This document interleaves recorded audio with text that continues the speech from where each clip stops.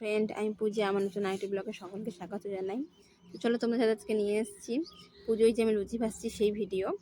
তো দেখো, আমি সরস্বতী পুজোয় মানে সকাল সকাল কিছু লুচি ভেজে নিয়েছি ঠাকুরকে প্রসাদ দেওয়ার জন্য। তো আমার তো লুচি ভাজা হয়ে গেছে, কিন্তু আমি কিছুটা মানে আটা গুলি করা ছিল যে আমি পরে ভাজবো জন্য, সেটাই এখন আমি লুচি ভাজছি।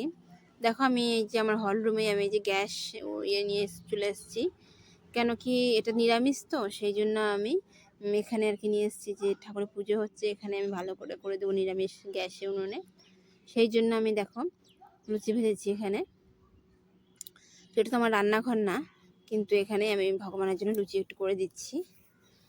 তো তার সাথে সাথে তোমাদেরকে এটা বড় কথা বলবো যে দেখো, আমি যেভাবে লুচিটা ভাজছি, বাড়িতে তো সবাই লুচি ভাজে, কিন্তু আমার এই লুচি ভাজার পদ্ধতিটা মানে অনেক তেল, অনেক ক্ষেত্রেই এটা কিন্তু তেল কম লাগে।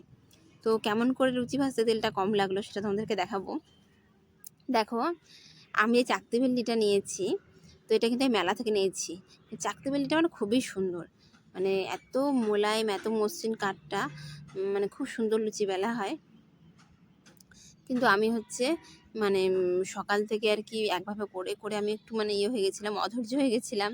তো কোনো মতো তাড়াতাড়ি করে করার চেষ্টা করছিলাম। তো এদিকে দেখো লুচি বেলা হয়ে গেল। চাকতি বেলটা খুব সুন্দর, মানে ইজিভাবে ধরা যায়। আবার দেখো এই যে কী সুন্দর করে বেলছি, তোমরা দেখতেই পাবে। আর সব থেকে বেটার জিনিস কি জানো, এই যে দেখছো না এর মধ্যে এখানে প্লাস্টিক টাইপের সাদা সাদা, এগুলো কি জানো, তেলের প্যাকেট। অনেকেই আছো তেলের প্যাকেট থেকে তেল নাও, ঢাললে তেল প্যাকেটটা ফেলে দাও, কিন্তু ওটা না করে তোমরা যদি তেলের প্যাকেটটা রেখে দাও, তো পরে তোমরা দেখবে তেলের প্যাকেটটা সুন্দর করে কেটে নিয়ে ওর মধ্যে যদি লুচির গুলিগুলো রাখো, তো দেখবে লুচি বেলতে কিন্তু তেল লাগবে না। ওই প্যাকেটের মধ্যে গুলিগুলো করে রেখে দিলে আটার, সেটা থেকেই কিন্তু আমাদের সুন্দর করে বেলা হয়ে যাবে। তো এটাতে অনেকেই আছো যে লুচি বেলতে গেলে বাটির মধ্যে তেল নিয়ে সেটা দিয়ে লুচি বেলো, কিন্তু তোমরা কোনো সময় এই পদ্ধতিটা দেখবে যে এই পদ্ধতিটা করে যেরকম করে প্লাস্টিকের তেলের প্যাকেটগুলো সাথে প্যাকেটটা সুন্দর করে কেটে নিয়ে ওর মধ্যে আটা গুলি করে রেখে দেবে, তারপর ওখান থেকে নিয়ে নিয়ে সেটা লুচি বেলবে, দেবে লুচি বেলতে একটু তেল লাগবে না।